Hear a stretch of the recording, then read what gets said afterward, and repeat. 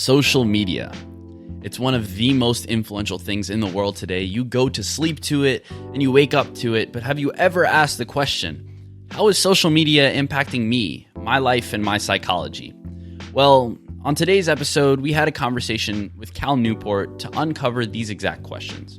Cal Newport is a professor at Georgetown University, and he's also the New York Times bestselling author of Digital Minimalism and Deep Work. Professor Newport had a lot to say about how social media has impacted our lives, and he studies both sides of the equation, how technology develops as a computer science professor, as well as how it's impacting our society with his academic research. I really think that you will get a lot of value from this episode. If you feel addicted whatsoever to your social media use, to your phone, to your computer, to your television, this is the episode for you to destroy your addiction. Enjoy this conversation, and if you do, make sure to subscribe to the podcast and rate us on Apple Podcasts to help us grow.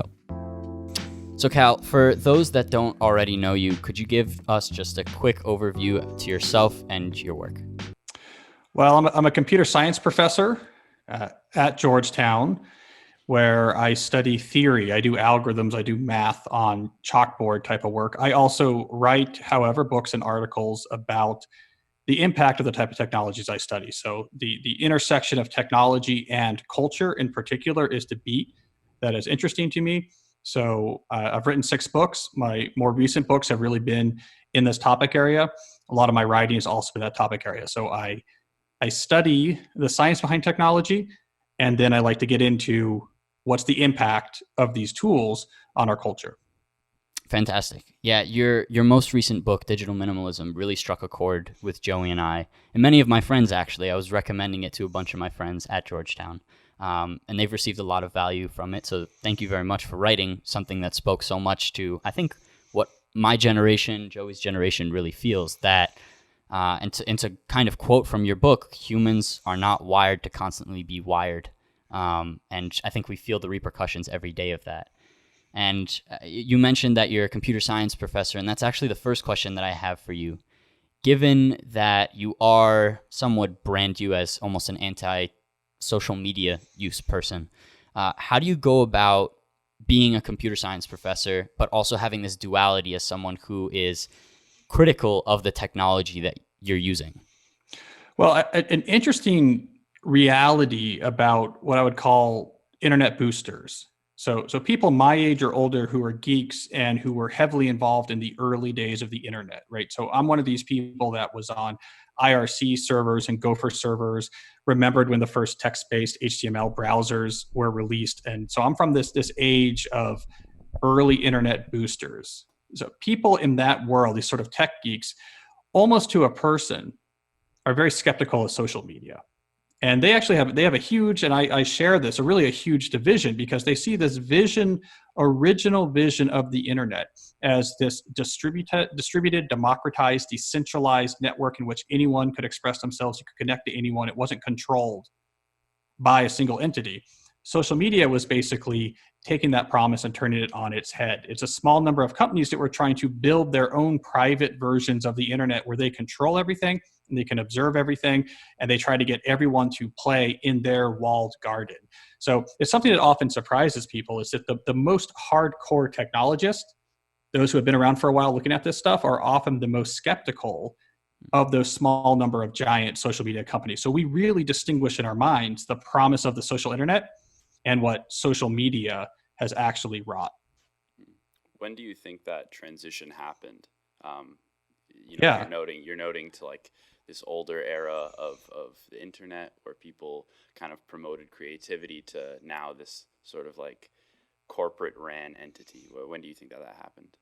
Well, it's exactly the right question to ask, because what happened is you start to get around this period of 2004 to 2010. It's a period where the first major social media companies began to attract people off of the decentralized internet and into their services. Their pitch was a very reasonable one, right? This was the era of blogs, and you have Facebook come along and say, look, we have 2 advantages. One, we're easier. Like it's a pain. What do you want to do? You want to get an ISP account and learn how to hack WordPress. And look, we make it very easy to express yourself. This was what was called the Web 2.0 revolution. And they had this network effect offering. Everyone you already know is on this network. So you can go see what they posted. They can see what you're posted. The interface will be very easy. So the original pitch of social media was, let's take what you're already doing on the internet, expressing yourself, connecting with people, make it easier. Easier interface. Our walled garden is more convenient than the wilds of the World Wide Web. Then you have what I call the Great Transformation that happened between 2010 and 2012. And I think this is really important because it happened under the radar and it completely changed our relationship with the internet and technology. Two things happened. And this was led by Facebook because Facebook was preparing at this point for their IPO. So they had to get user engagement up so they could hit the numbers they needed to get the stock price offering they wanted on their day of initial offering. They made two changes. One, they broke the original content model, which was the profile-based model, which is what's the whole point of social media. I have a profile, you have a profile. I express myself on my profile, you express yourself on your profile. Because I know you, I will come over and check out what you're up to. That was the original model. That was Web 2.0 made easier. They blew it up and said, no, we're going to switch to something that no one asked for, which is an algorithmically generated, endlessly scrolling timeline.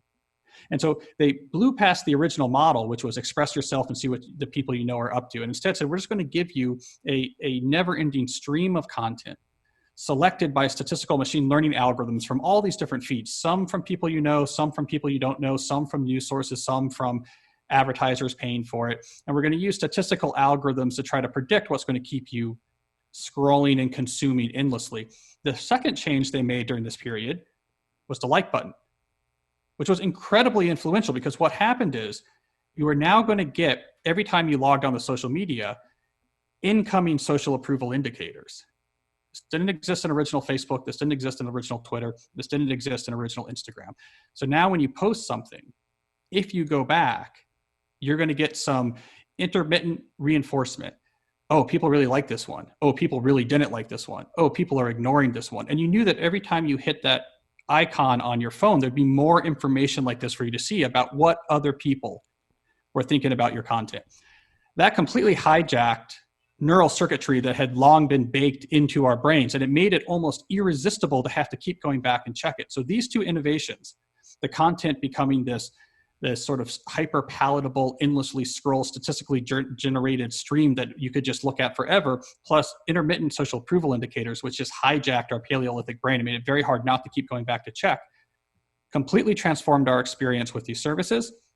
They stopped being what they had been, which was like a convenient version of blogs, a way to express yourself and keep up with friends and family, and instead became this weird sort of Medusa monster of, I'm looking at this thing all the time. I don't know why. It's making me feel bad. I can't help myself. It's getting in the way of other activities that are more valuable. That all happened in about a 2-year period, and it was not driven by the needs of users. It was not driven by advances in technology. It was driven by Facebook's need to get their user engagement numbers up to where their investment bankers needed them to be for their public offering. It's remarkably interesting that you say that, because I think we're ever since that moment, we've seen an acceleration of that type of psychological hacking in social media. In particular, and the one of note that I think of that our generation uses, Gen Z, is TikTok.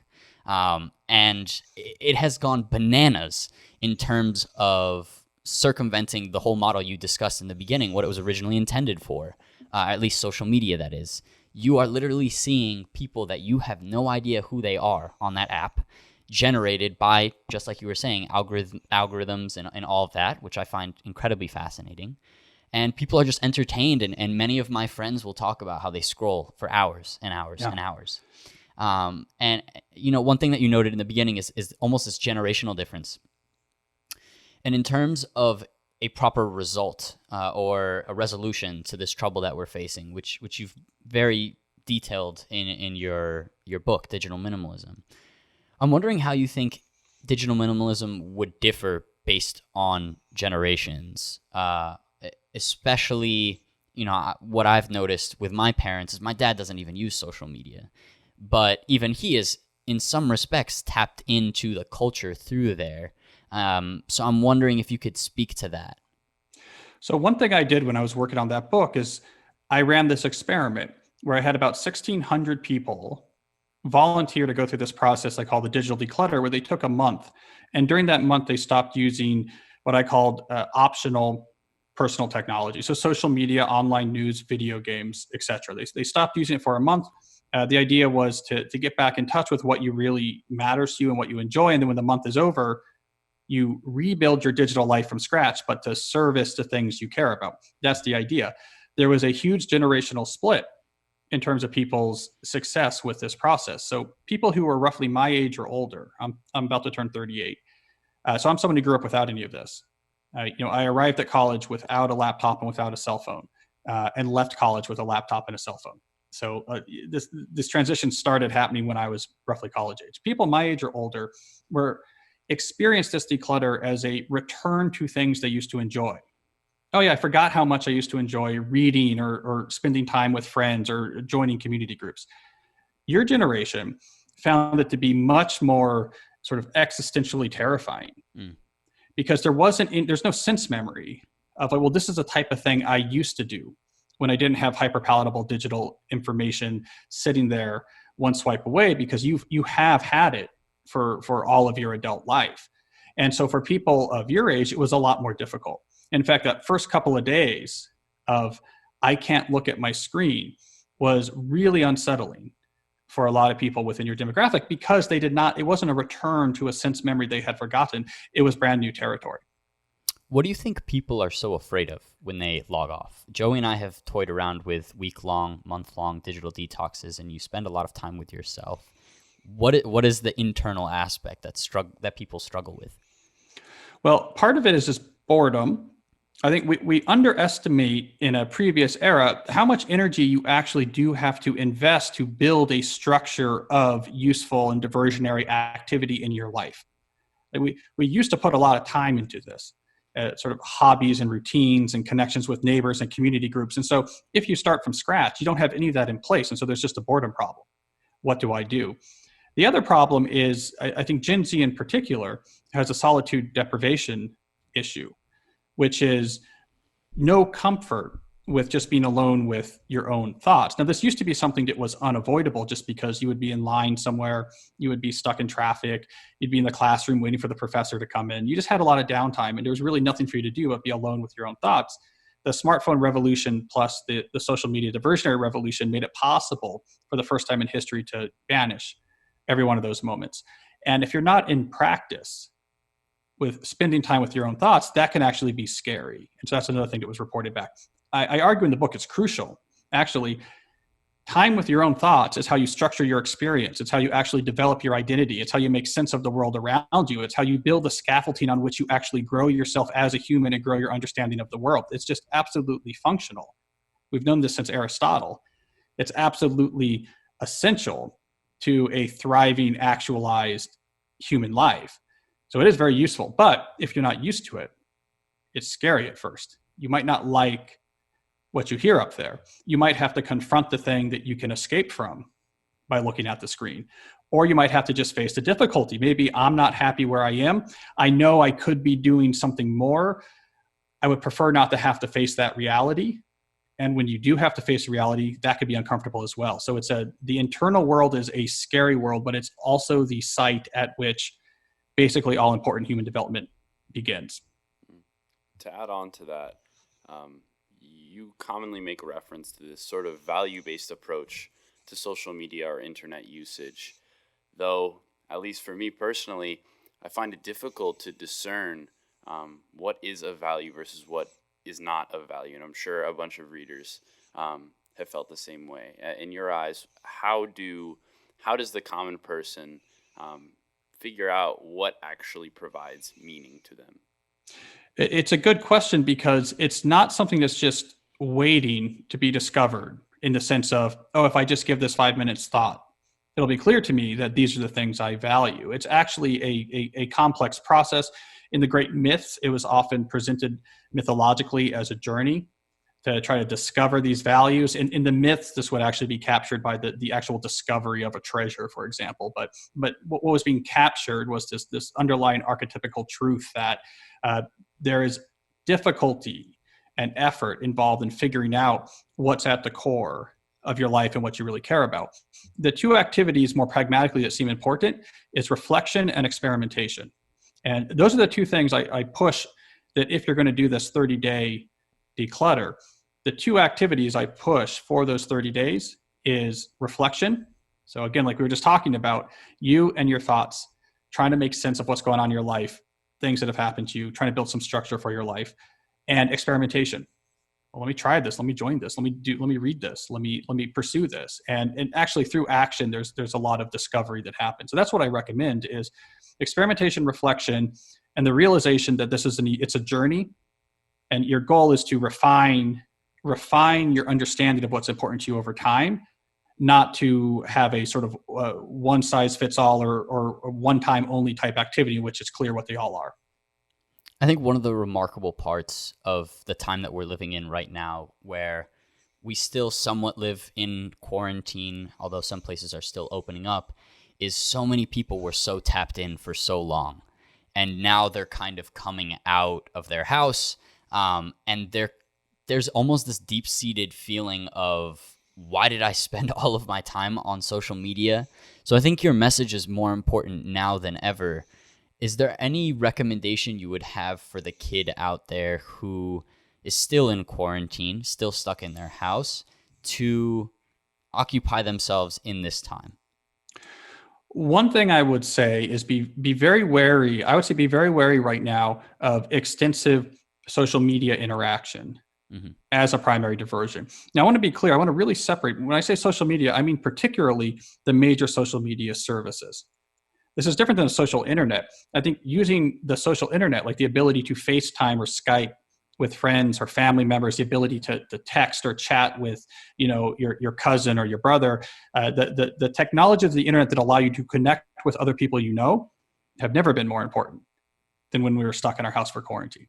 But let's put that to one side and look instead at, let's say, like Twitter. So an actual social media service. I did an interview for GQ early in the quarantine where I said, I think part of the public health response to this to the pandemic really should be shutting down Twitter. Mm-hmm. And I sort of stand by that. No, so why is that? Well, there's an important book I would recommend to your audience. It's written by a great philosophy of technologist academic named Neil Postman. He's late. He died in the 1990s or early 2000s. But he wrote this book called Amusing Ourselves to Death.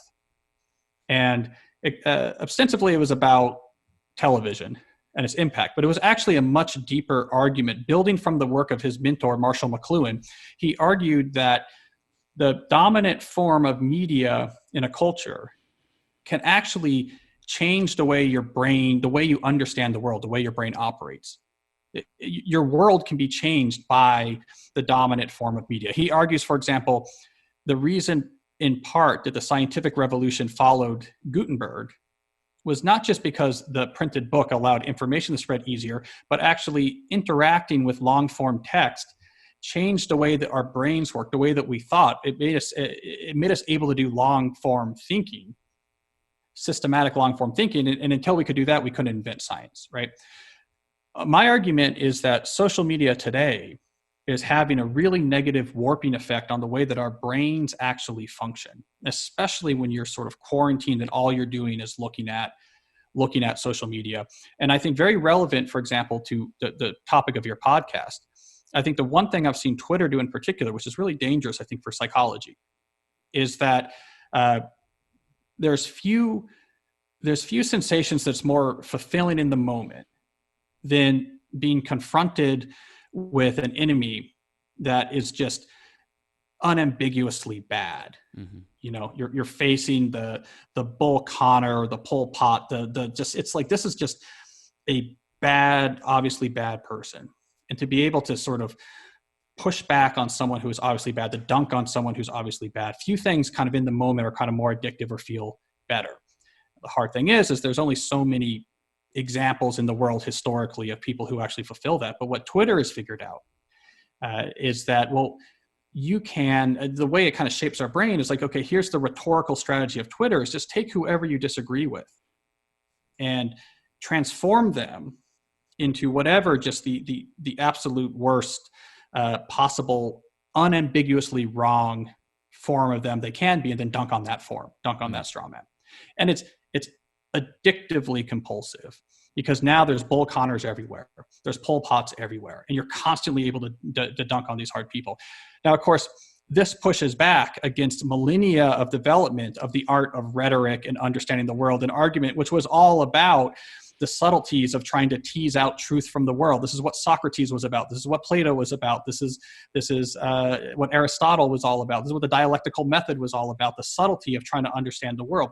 This is basically a child's version of rhetoric. Okay, here's how we're going to debate.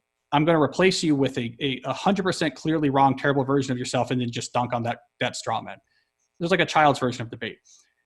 So that's why, of course, that makes a platform popular, because that feels good in the moment. It's very addictive. But what happens when you stew in that hour after hour, day after day? It changes your brain. I mean, I literally think you see the world in a much different way if you've spent 3 months marinating in that. You come out and you see the world, it's a much darker place. There's terrible people everywhere. You're upset. You're keyed up all the time. It makes almost any type of actual sort of engagement or dialectical progress or human connection very, very difficult. And so not to go on a bit of a rant, but I think this is one of the dangers. Technologies can change the way that we actually perceive the world. And I think Twitter, among some of these other social media technologies, landed on this model that's very compulsive to use, but it's warping people's brains. And so that all comes back to answer your original question, which is, if you're stuck in quarantine, I would go back. I wrote an essay very early on in the quarantine called On Digital Minimalism and Pandemics. I said, basically, check the news once a day to see what's going on. And that should be it. Don't go on Twitter. Don't go on CNN.com all day or whatever. Don't just make sure there's, hey, is there something I should know about happening today? Great. And then go on and do much more important things in your life. And that's why I make that recommendation. How do you think that polarized nature of 2020 social media platforms like Twitter, how do you think that's materialized into our day-to-day action? I'm thinking particularly in terms of given that we live in such a weird time, how do you think Twitter has influenced this sort of stuff which is happening on the streets and the stuff which is happening in higher offices? Well, I mean, I think, for example, look at the pandemic response. I think it was a huge impediment probably to pandemic response, because what we ended up with is that so much is mediated through social media, and in particular because I think the journalists, for example, and political leaders are much more plugged into these tools than, let's say, the average person. I mean, the percentage of the population that is active on Twitter is actually pretty small. I've seen some studies from last year that was saying, if you look at the percentage of the US population that is a active political user on Twitter, it's 1% of the population or less. But they really swing above their weight class because the journalists and the political figures and their staffers, who are all coming out of Georgetown and are young and are very plugged in, they're really plugged into it. So it has this huge influence on how things happen. And so you see it in the pandemic response, for example, that it balkanized real early. So it's a little bit unexpected. Like, is there really political fault lines about coronaviruses and public health responses? But that's what was demanded of the platform demands that of its users, right? So this is Neil Postman. The form of the media changes the way that the culture actually operates, or the way you perceive the world. So that this medium dictated that there has to be terrible people to dunk on. And that's just how the world operates. So people quickly figured out, okay, we got to have teams. We have to be on this side or that side. And suddenly you have something that seems like it would be the least political thing possible, which is, the arresting of infectious respiratory viruses, somehow fell into these really balkanized, highly tribalized camps where everyone's trying to protect their narratives and everyone's trying to battle against the other team and make sure they don't give ground. Makes no sense for that to be the case. Yeah, it's an extraordinary business model just to think about. I mean, and you mentioned this in your book, the addictive nature of it is what forces their stock to increase day after day. What type of model could you foresee? Because I think we're living with media forever, and what type of social media would you like to see, I guess, is the question. Well, look at podcast. So we were talking about this a little bit before we started recording today.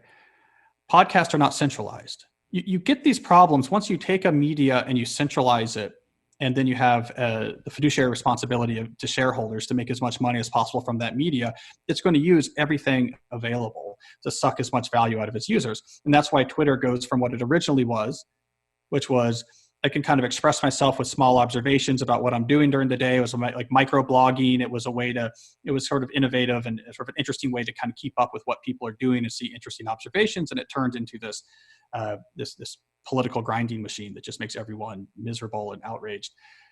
That's what happens when you centralize. Podcasting is distributed. I mean, you're recording this podcast on your own server. You record on your own machines.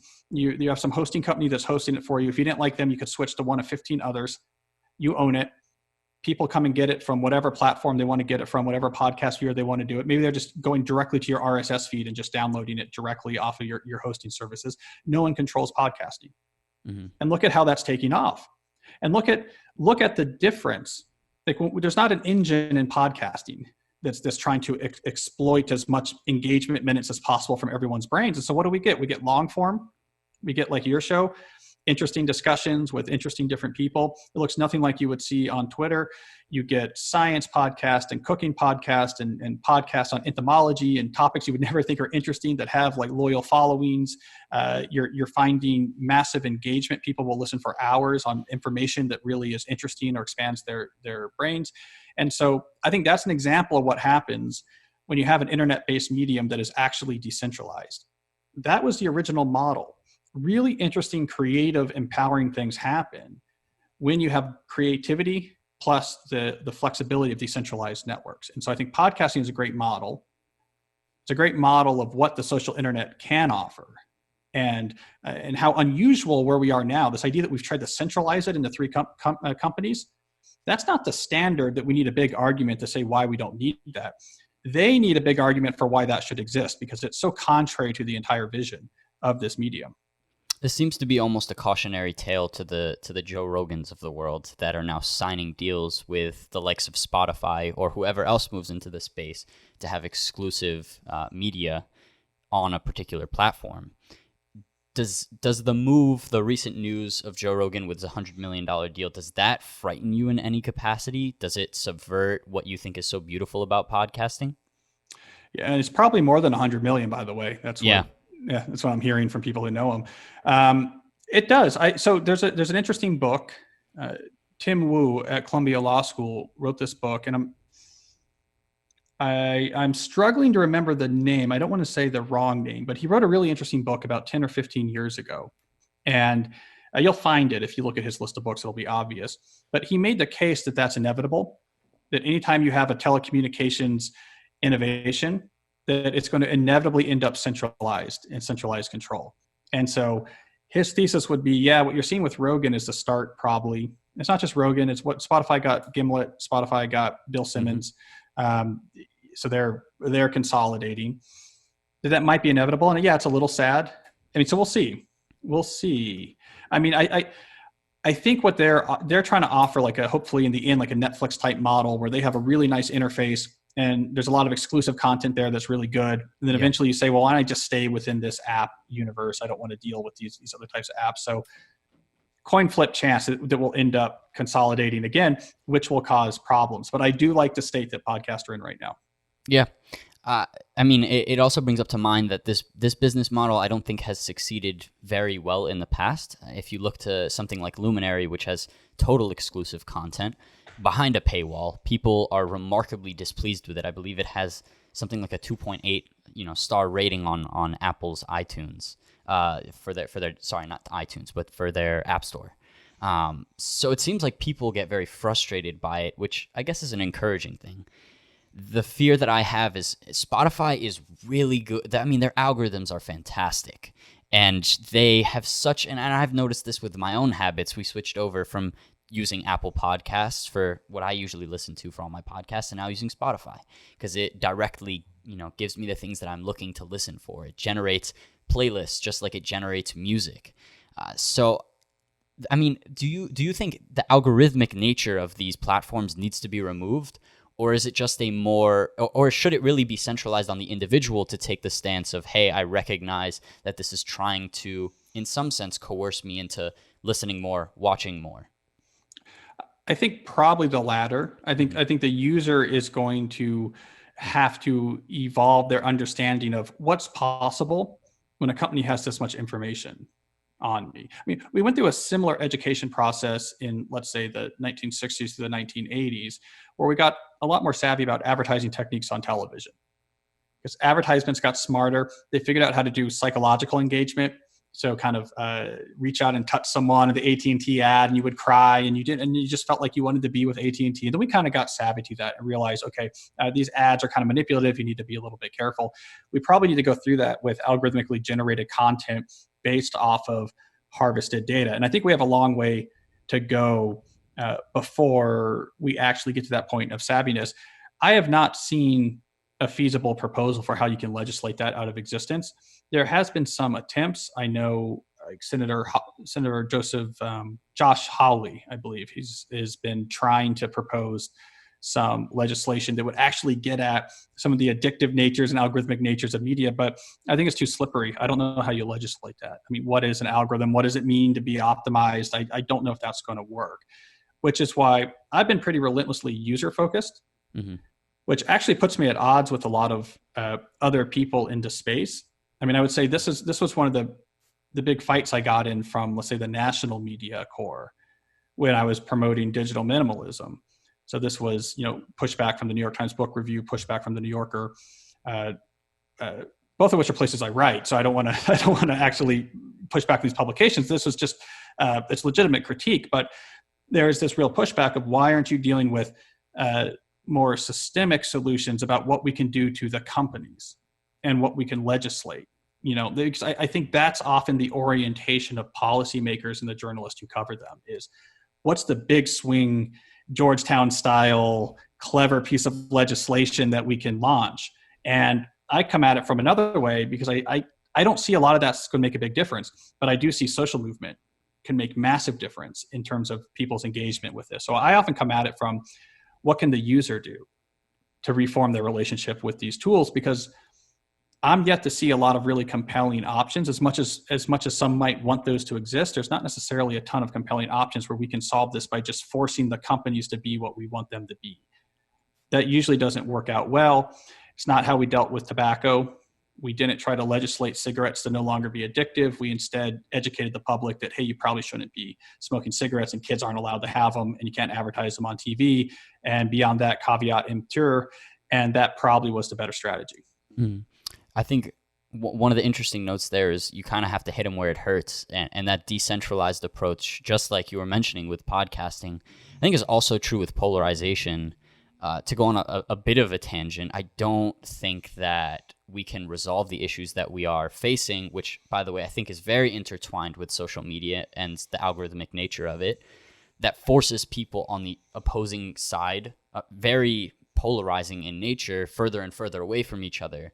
And as our Overton window continues to shift in various different directions, I think we'll see it shift more and more, given this inherent nature of, hey, whatever is most polarizing is the thing that we will engage with on social. It is also the thing that grabs our attention when we're watching the news.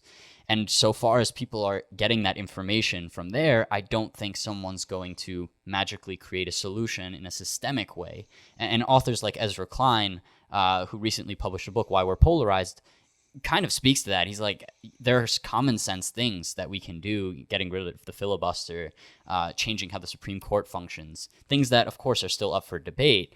But in terms of making a real change, not just from the top down, I do agree that bottom-up approach is almost even more necessary. And to that note, it's more empowering for the end user. It's somewhat ironic how much social media has influenced our lives.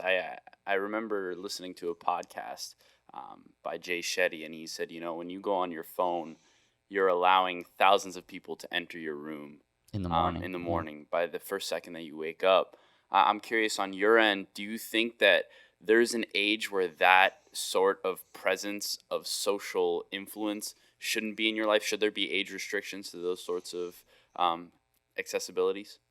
I mean, I get in trouble for this, but honestly, I think 18. Really? I think when you go to college, so Joey is not looking happily at me right now. You probably don't like this at all. Maybe 17. How old? I'm 17. Hey, you Cut can him cut me off. off. I'll be better off for it. I'll be better off for it. 16 and a half then. Roughly, I honestly think, look, we set the cigarette age like we did in part because we know there's massive neural development that happens during the adolescent year that, among other things, made the influence of powerful neurotropics like nicotine pronounced. And so this is why if you started smoking at 15, you could get a much stronger addiction than maybe if you started smoking at 25. So they put in the limit at 18. I think it's so powerful, and it's playing with psychology and psychological vulnerability so powerfully, these social media platforms, that when you combine that with adolescence, it's a really volatile mixture. And I think we see this. There's a lot of troubling data about this, especially in teenage girls. Social media use in particular is really strongly correlated with the rapid rise in anxiety and anxiety-related disorders that has really picked up roughly around the time social media use among teenagers hit roughly 50%. So once about the time that became a normal thing, you get a ski slope of a rise in these conditions. I think it's a mismatch. It's a very hard age to be exposing to things that are so manipulative. And I think we're just starting to learn that. I also think from the polarization angle, the degree to which, that's why I think Postman's analysis is so important. The degree to which the way you understand the world can be influenced by the tools you use. It's really important to understand that, because otherwise it just seems like self-evident. The way you encounter, you use Twitter all the time, it's just self-evident that there's all these terrible people in the world. You're on a crusade. It's giving you meaning. You're on a crusade against these terrible, people. The world is sort of dark and fractured, and you're trying to, it's St. George against a dragon, trying to fight the good fight. And it feels really good. And then what happens is you start to see the world in terms of narratives and what's our narrative. And we can't give ground to the other team's narrative. And you've gotten rid of about 3,000 years worth of human intellectual development, starting with the back to the ancients, about how do we actually encounter the world and each other and try to get the truth. The whole thing is thrown out.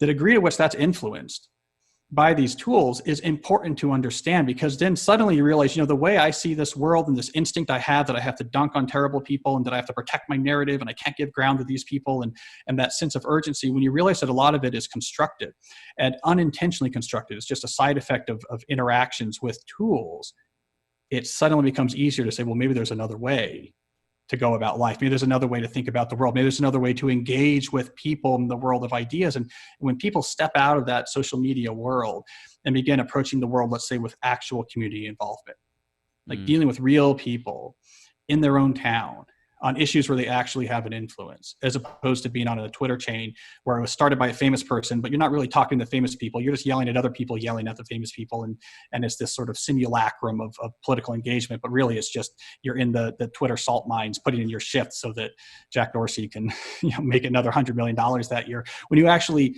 leave that behind and start from first principles, read hard books of political philosophy, start using the dialectical method. Man, I'm going to dive deep on what this guy who's on the other teams, the smartest people that that team has. Let me read that book, and then let me let that clash against what I think. And then in that clash, this is Socrates, in that clash, forward progress and understanding occurs. And it's unavoidable. You have to clash the ideas together. And in that collision, progress and thinking happens. Let me actually engage with real people. Let me get involved in political engagement where I can actually see my involvement made manifest. This was an issue in my town with this thing, and this thing is better. These are the people. We work together. This is better. Real people I know's lives are better. Force yourself to actually stand side by side from people from different experiences with different backgrounds, different ways of thinking. Be confronted with that, to merge with that, to find what you like and don't like. I mean, all of this is an alternative approach to citizenship and political life that can be incredibly enriching. Aristotle said we were a political animal. That he's saying we were wired for this. When you realize all this is possible, and this dark, fractured world, when it's my team trying to defend my narrative against that team, and we have our media and they have their media, that's just basically a side effect of a profit-making tool. It's much easier to leave that world and go to the better world. So I keep going back, and I apologizing for preaching. No, that's totally all right. But I think it's just really important, because otherwise it's like the fish that doesn't know what water is, right? David Foster Wallace's Kenyon commencement address. To the fish doesn't know what water is, he's only been surrounding it. If you've grown up with social media, your brain has been marinating in it. It's the way the world seems to be.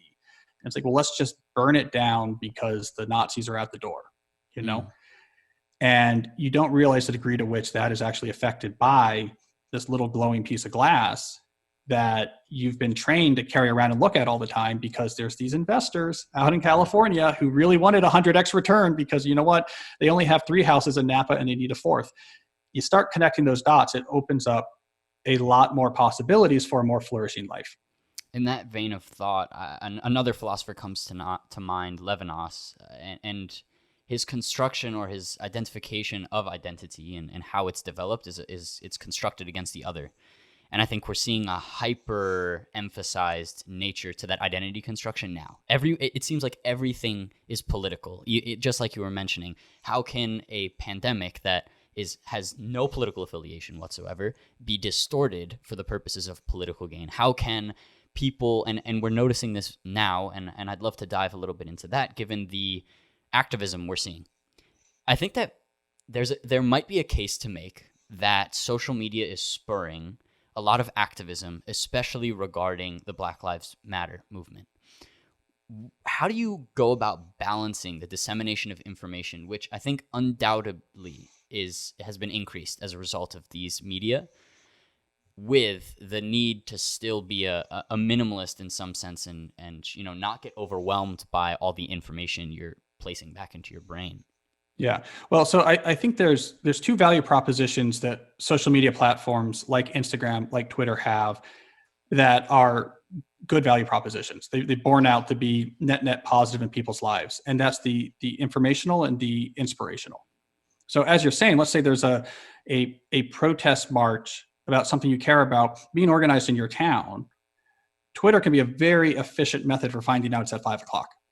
Or for gathering, starting a march that no one was thinking about.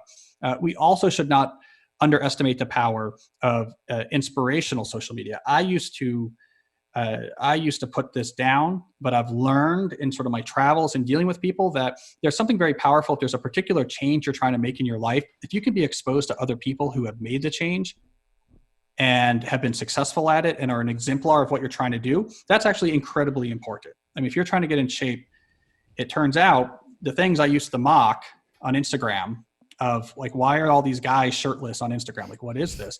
That actually, would be Joey. Why is Joey always shirtless on Instagram?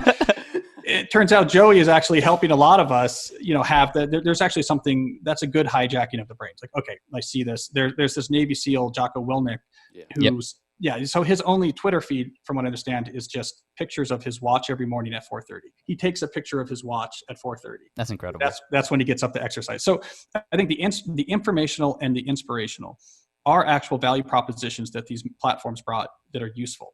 So I had someone on was asking on my podcast recently, like, I'm miserable marinating social media, but I have these uses. And my advice was like, well, just create a dummy account.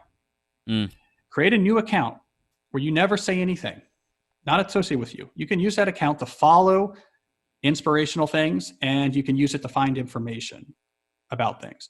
And then I further suggested, treat it like a TV show you really like. It's on Monday, Wednesday, and Friday from 8 to 8:45. And during those times, load it up on your computer, don't have it on your phone, and go on there and expose yourself to like, what's going on? Let me look at the information. Let me look at the inspiration. You get 99% of that value, but without any of the other performative aspects of social media that sucks you in and then has that brain warping aspect. So that's my hardware advice. If you're fed up with what's happening to your brain, but there's these either inspirational or informational value, just create a new account. No one's ever going to give you a like. No one's ever going to get mad at you. No one's ever going to give you an applause emoji. No one's going to even know that it's associated with you, but it does allow you to gain access to that and then look at it by appointment. I mean, to me, you're taking the cost benefit ratio of social media. And if you do that, you're putting it dramatically back into your favor. You noted something before, which I want to dig a little bit deeper into. You said go on your computer as opposed to go on your phone. What's the difference for those who aren't aware of that? Social media on your phone, I mean, it's just a jobs program for social media companies. Like if you own a lot of stock in one of these companies, then you should put social media apps on your phone. It's the only possible purpose why you would have it on your phone. It's on. That's what vastly increased their profitability, because you have the lever for the slot machine in your hand. And anytime you can hit this and either get information about what people are seeing about you, or see information selected from an algorithm that's going to touch a button that gets you excited. If it's in your phone, you're going to use it all the time. None of the serious value propositions of social media, the stuff people come back to, like the informational or the inspirational, none of those require on-demand ad hoc access. You can get all of those benefits on a laptop that you look at 8 o'clock a couple days a week. So it's like one of the most the social media companies hate this, by the way. They do not want you to tranche out value propositions from their service. They have an ecosystem model. They want you to have something that's valuable to you. Let that be the reason why you use the service, and then have you do no thinking about how you use it. They want to bring you into the ecosystem and then keep you in there for 50 to 90 minutes a day doing whatever else. And so, yeah, take it off your phone, 100% off your phone, unless, again, you have large stock holdings in Facebook or Alphabet, in which case, you're helping yourself in the long term. Mm-hmm. How do you think anonymity comes into play for social media usage? Would that change the profile itself, or would that keep the levels of engagement and sort of neurological changes which we're seeing constant, or if not exacerbate its effects? I don't think it's going to help. It's just choose your poison. Mm-hmm. So, you have a world like Twitter. It's pseudo-anonymous, but like roughly it's typically real people, because people actually, they want you to know who they are, because they want the plaudits. And we have the problem we talked about where the whole game is transforming people into monsters and then dunking on them. And it's just, you can't help it, and your whole world gets warped. But you look in the anonymous platforms, and what happens there, it just evolves into, what happens there is you get into a different type of base id, dark humanness, right? Yeah. So in Twitter, where you're pseudonymous and mainly actually just non-anonymous, what happens is we fall into this, the childlike rhetoric, the rhetoric strategy of the 3-year-old. I don't want to argue you. I want you to be terrible, and then just dunk. You're so terrible. So you get that. You go completely anonymous. You get the sort of weird racist troll culture of trying to one up each other. You get 4chan. Yeah, let's all try to one up each other with who can say like that. So either way, you're going to a not very good representation of human potential. It's just a different, not good thing. I think it brings up an interesting point with regards to anonymity, especially because I think it brings up also a deeper question of free speech and what that looks like online, especially given right now what we're seeing with Twitter coming under fire from the Trump administration for quote unquote censoring, although the censorship wasn't necessarily what I would consider censorship. Do you have any hot takes, so to speak, of any level of censorship you would like to see on social media? So I tend to come at it from a different angle. So on the whole, like 230 debate, et cetera, where I differ, my foundation is different than a lot of technocritics. Mm-hmm. They're dealing with this issue, because most of the technocritics dealing with this issue are coming from a foundation in which these platforms are unquestionably central to their existence and the existence of the republic. And so there's this huge urgency of then how do we get this public square functioning just right? Maybe we can somehow legislate it to function just right. Humanist technocritics like me or Jaron Lanier, we come at it from another point of view, which is like, they shouldn't be fundamental to our experience, to our republic. These are exploitative companies. The solution is not to try to legislate these companies into being exactly what the right thing is, because we'll never succeed. The solution is to stop taking these companies so seriously. And so I tend to come at it differently. It's just like what I was saying about tobacco before. We didn't deal with cigarette issues by saying, can we legislate what cigarettes are made out of until we can get them into something that is, less addictive or less dangerous. We instead tried to change the culture so that the idea that you smoked became like a lot less acceptable, and just a lot less people did it. And so that's the way I come at it. I think we're going to run in circles, trying to solve it. This was the worst thing that happened to the social media companies. This is like an important inflection point. I noticed in my own work that right around the Donald Trump election is where there was a huge shift in the public perception of social media. So the week of his election, this is the turning point as far as I can tell. Like the week of his election, I had an op-ed in the New York Times that said something negative about social media. This was at a point before this transformation. So that article got me in a lot of trouble. The New York Times got so much complaints about it that they had to commission a response op-ed that said basically, don't listen to that last op-ed, that's not right. There was a concern that I was tricking people. I would trick people and then thinking the wrong things about social media. So we were in this moment, even up until November of 2016, where the standard storyline is that these tools are actually central, they're central to our existence, to our republic, to what have you. Within like 6 months, that reaction completely shifted. I've written subsequent op-eds for the New York Times that say negative things about social media, no negative backlash, right? So there was this anti-social media backlash that kind of popped up. And I think what happened, it was like the worst case scenario for social media companies in some sense was they found a way to annoy the left and the right. Different ways, but they annoyed the right because of censorship concerns, and they annoyed the left because Donald Trump used Facebook. Yeah. And I think that was foundational in our culture's relationship to these tools, because once you had one reason to be mad at social media, it changed the way that you categorize it in your brain, and it shifted it over from this box that said, this is great technology that we're exuberant about, over to this box of, ooh, I'm not so sure about it. And I think once it got dislodged, so we started thinking of something that could have problems, we began to notice a lot more problems. So I think this shift happened right around 2016. I think politics played a big role, not because the political issues are why everyone's upset at social media, but it taught people that you could be upset at social media. And with that change, it's been a massive change in how we see it. We see it with a lot more skepticism. So I think it's completely reasonable to imagine a future where I hope the moment of these tools having such dominance will actually have been passed. I think is a really interesting point, actually, and very insightful, given the respect of you as a writer and the reaction that you receive. I think we've also somewhat noticed it in terms of when we've spoken in the past about our antagonistic nature with social media, or at least being critical.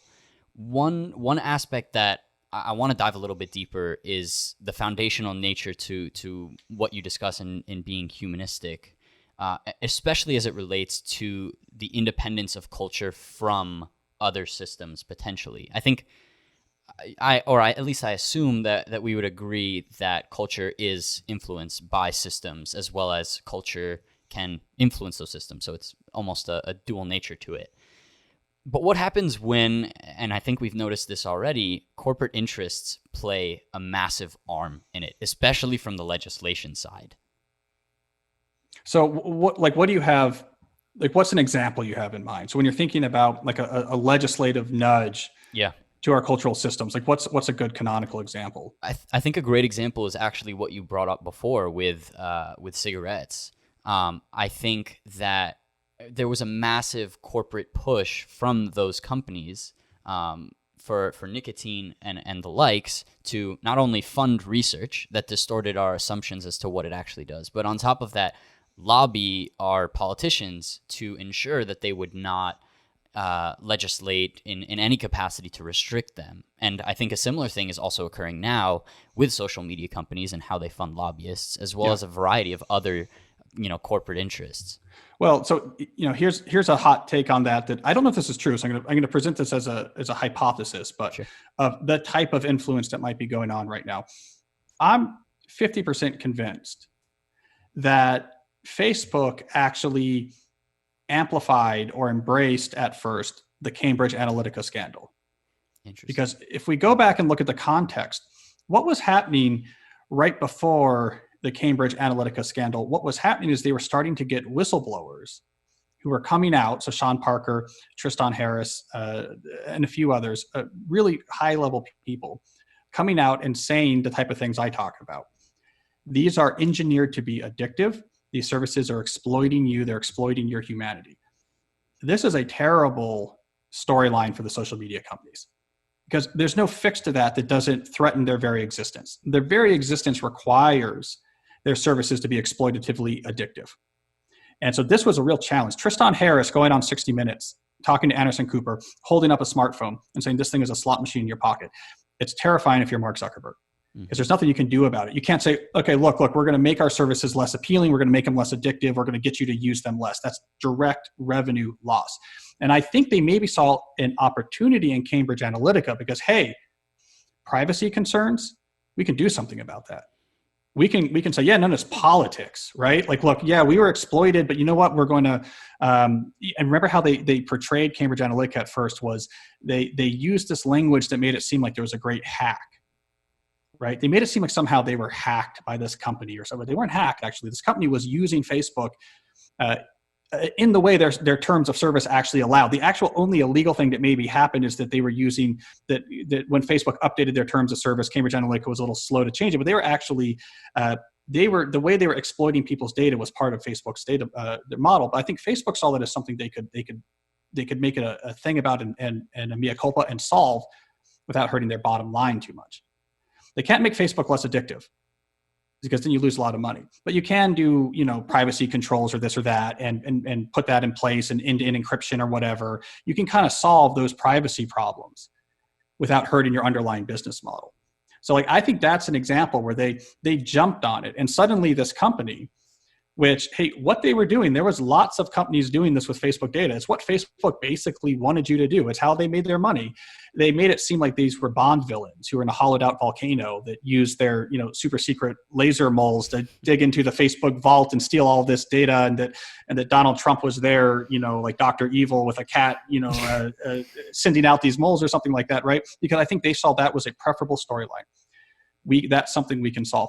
It blew up in their face though, because then it threw them into the world of polarization, and then everyone hated them from both sides of the political aisle, and it ended up maybe not being a great move. But I think it's an example of what you're talking about, is they were trying to shift the conversation. We want to have a conversation about data security and privacy, not about this being addictive or exploitative, because we can fix the latter. The former is the core of our profitability. That's such a very profound statement. I really think that there are going to be a lot of documentaries, a lot of books written 10, 20 years down the line that expose the inner truth of a lot of this, especially, and this brings me to another point of conversation, more of a question of how you feel about the future with the advent of virtual reality. I'm currently reading Ready Player One, rereading it, and it's very interesting to see how much that's been tracked. So do you have any words to the future? Let's say someone's listening to this 10, 20 years down the line where they are in a Ready Player One world. Do you have cautionary tales for them? Well, I think we're in that world now. Yeah. Right? I mean, I think this is what Ernst Klein got wrong. He was imagining, what would we want to do to escape hard times? We would want to put ourselves into worlds that were very interesting and entertaining. We'd want to go to cool places and be able to jump motorcycles off of cliffs and have ninja swords and be around awesome people and go to these nightclubs. But the Twitter said, that's too complicated. Let's go right to the base of the brainstem.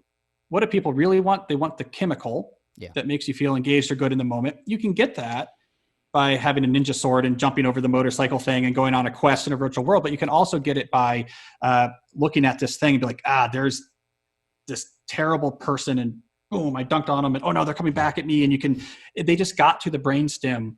It turned out to be much, much simpler.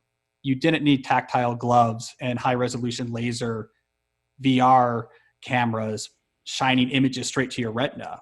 You could do it on a 4x2 inch smartphone screen if you just put the right content on there to hit those same chemical buttons. So I think we went to, and by we, again, I think this is a smaller percentage of the population, but they just hit above their weight class. It's just so influential on the way that political leaders and journalists operate. But for this class, they went to a Ready Player One world. Yeah. But it was a world where they weren't jumping motorcycles. They were fighting, depending on where they were on the spectrum, they were either fighting Bull Connor or Pol Pot. Right. So like terrible far right or terrible far left figure, but they're out there fighting wars. They're just doing it with text, got to the same place. It turned out to be a lot cheaper to do than Ernst Klein thought was needed. Mm-hmm. So if you were to sit down if you had the opportunity at least to sit down with one of these top executives, take for example, Mark Zuckerberg, let's say they're sold on the idea for digital minimalism. I don't know why they would be, because it would be hurting their pockets, but let's just say they were willing to have that sort of conversation. Is there any form of advice which you would give to them in order to benefit people's usage on their platforms, to make it better for the common good of humanity? It's a complicated question. Like almost everything that could be effective would hurt the bottom line. I mean, so Twitter is an interesting example because more so than the other companies, their negative impact and addictiveness is partially accidental. Now, they still do attention engineering, especially in their app. They innovated the poll to refresh. There's no reason the poll to refresh. They had the technology just to do infinite scroll, but there was a sort of reinforcement aspect to that. It's like pulling the slot machine handle. You pull it and it sees what happened. And so they have done some of that, but they were actually surprised the degree to which once you added retweets and likes, how it became this sort of social feedback machine, and then culture took over and it spun people off into these weird directions. So Jack Dorsey's willing to entertain experimentations. He's thought about, like, let's get rid of like buttons. Let's get rid of favorites. Let's just try to have things just kind of go out there, but there's no battle around them. That might help. I think Facebook and Instagram, I mean, they really depend on people using it compulsively. So I don't really know what they can do. I wrote an article for the New Yorker last year where I looked into independent social media platforms. And so there are indie alternatives where there isn't a large company. You own your own server, or it's you and a few people own the server and they talk to other servers. It's all independent and no one's trying to exploit you, but they're complicated. So, I'm not quite sure if that's an alternative. Mm-hmm. So I just think the solution has to be not Facebook or Instagram or Twitter reforming themselves. I think it's the culture moving on from them and embracing a greater diversity of different social platforms and social internet tools. And so like one term I coined is long-term social media, or long tail social media, I should say, which is this idea of instead of having a giant platform that everyone is on, you have a multiplicity of platforms dedicated to different things with different models, with some of them you pay for, and you're engaged in these very intense and rewarding platforms. And maybe this one's 100 people, or here's 5,000 people who are into this, and so it's long tail, so it's niche, and that it gets us back to the social internet roots. And I think why this is possible is that original network effect sales pitch, you have to use us and not a competitor because everyone's on us. That kind of went out the window once they moved the content model away from profiles to just the endless stream. Once you're just looking at an endless stream that's being populated from random accounts, it doesn't really matter that your cousin's on Facebook or not. Mm-hmm. So you might as well go to a niche platform that people have really strong relationships. And I've been documenting these while I've been writing about these, where it's like, the people, you're making each other's lives better. It's experts. Maybe you pay $5. It's the interfaces are great. You do in-person meetups of the people. It's like way more rewarding. I'm hoping that's the future. Long tail social media, distributed, independent, numerous different types of platforms and models. No reason to be on 2 or 3 where everyone is. Yeah, that's fascinating. I think the closest I could see to that in its manifestation currently, and there are some platforms that are trying to, I think, follow in those footsteps. I can't remember the exact name, but Facebook groups remind me a lot of that. And Joey and I have toyed around with that for the purpose of, we're young creatives trying to connect with other creatives. One of our business ideas, so to speak, was in that vein of thought. How do you connect people both online and offline? And offline, I think, is the more important part.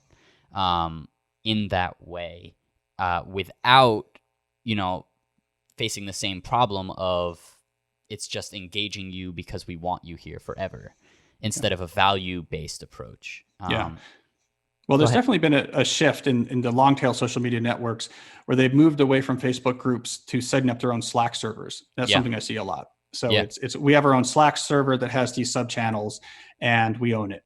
Mm-hmm. So no one's trying to, it's not like you come to the Facebook group and then Facebook sucks you right out of there and into like your uncle posting something crazy and then you're down there goes your evening. So I've seen that. Also, you remember in digital minimalism, I documented all these different ways that people found out how to use Facebook groups without seeing anything else on Facebook. Yeah. It's a huge challenge. You have to use like the newsfeed eradicator plugin for Chrome or unfollow everyone or bookmark the groups page. So you can do it.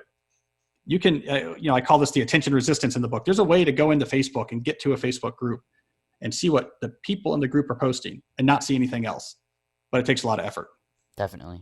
I think there's a massive opportunity there as well, given that currently most of the attention is on these major platforms. And I guess that's the main appeal, like you were mentioning before. And I don't know, I guess from a marketing perspective, it seems like everyone's focused on social media. I'm particularly interested in marketing myself, as well as psychology, and just seeing the major push when I try and find things online. Everything is social media is the way to go. That's where the attention is. Follow where the attention is. To subvert that model, in some sense, I think that it might be necessary to use those platforms and make that case, just like you're saying, just like you do in the book, actually, to make the case for why we shouldn't be using it. But it's almost a David and Goliath scenario. It's a, Joey and I, we start something, we say, hey, let's, take down Facebook. But their backing is remarkable. So do you think these vigilantes of sorts can take down this Goliath, or are we just stuck? I don't know if taking it down should be the goal. I think the goal should be thriving outside of its shadow. It's like you have the despotic king in this kingdom. You got two options. You're like, okay, we're going to get our friends together and we're going to try to take down the king. Or you say, we're going to go across the ocean and set up our own country. And hopefully that country does better, and better. And then eventually it's the United States. And, in this metaphor, maybe it's the American Revolution or something, but I think that's the way to think about it. And I'm seeing that more. People just do, like, I have a podcast, I got a blog. Often these long tail social media people, they have some presence on the social media platforms. Maybe they tweet things out or this or that, but that's not their core. And they have these networks of maybe 1,000 people. 1,000 people pay $50 a month. And this group that they're a part of is just crucial to their thriving and happiness. And it's nicely profitable for the people who run it. And it's great for the people who are in it. And they go and meet up in person and do whatever. And it's transformative to their lives. And it's a kingdom that exists outside of the borders of the despotic reign of Facebook or Twitter or Instagram. Yeah, I think Like increasingly, I view Patreon as one of those platforms where, especially for podcasters, I mean, Joey and I have been looking at that, and it's very enticing because the largest creators on their platform, the ones who gross the most revenue are the podcasters who have a cult-like following of sorts from their podcast, and they just have extra little benefits. Be a part of our community. Let's generate something off just that. I will note though with podcasting, at least in my opinion, and I'd love to hear your 2 cents on this, that it's going to be almost the next social media platform of sorts. Much more decentralized, I think, but distribution platforms like Anchor, which is the one that we use, totally free, helps us set up a lot of distribution, even payments. I think the remarkable aspect of their proposition is they can democratize. And I mean, they have settings, not to be a pitch or anything. We're not sponsored by them whatsoever. We just find them a good product. You could just call a friend, upload it immediately to Apple Podcasts or to Spotify or wherever it is. And you could basically be converting what used to be pictures on Instagram into maybe, a conversation with your grandmother while you're on vacation, and, uploading it. And in some sense, it brings people really into the moment with you. I think that's what's most beautiful about it. But I'd just love to hear your 2 cents about the democratization of podcasting, maybe whether or not you think it would be a next social media platform. Well, so there's a cycle that is often misunderstood. So this happened with blogging first. So here's a cycle. You have a legacy way of expressing yourself that has incredibly high barriers. So pre-blogging, you had a magazine and newspaper was like the way you could express yourself. So it's a very high barrier. Almost no one could express yourself. So the first step is you democratize it. So you have something like blogs come around. Now, like almost anyone can express themselves, and it's really easy to do. There's a next step to this cycle though that people often miss. So then people will get this impression, like with the blogging revolution, like, oh great, this is going to be the next big thing. And they turn around and like, man, like most of these blogs are terrible. And they'll treat that as like, oh, what a failed revolution. Look how stupid this blog is. And this blog never took off. And I started a blog and nothing ever happened from it, because they were missing the next step, which is by democratizing it, you bring in a ton more voices. But then there is a sort of emergent filtering that happens, that the really good stuff can then rise and do really well. So the benefit you get from democratization is not that everyone is going to do really well, but that you sort of start from scratch, let everyone jump into this pool, and then new things shake up. And you look around and you're surprised by who the big players are. So like some people did very, very well with blogs. Most blogs were stupid. Podcasting is being democratized by services like Anchor that makes it much easier. Right. And now everyone can have an audio presence. Most podcasts are going to be terrible. And I think we're starting to see the typical backlash, which is like, oh, maybe this revolution was a failure because most podcasts don't succeed and most are terrible. But that's just part of the cycle. By letting everyone in, you're able to allow interesting, new, great things to arise. But in the end, only the great things are actually going to arise. So, I mean, I think that's an interesting dynamic. I think this was the luminary problem. They underestimated how hard it is to actually produce and hit content that is fantastic. This was like Alex, is it Bloomberg or Bloomstein from Gimlet? Bloomberg, yeah. His big secret to success is that he understood how difficult it was to produce listenable content.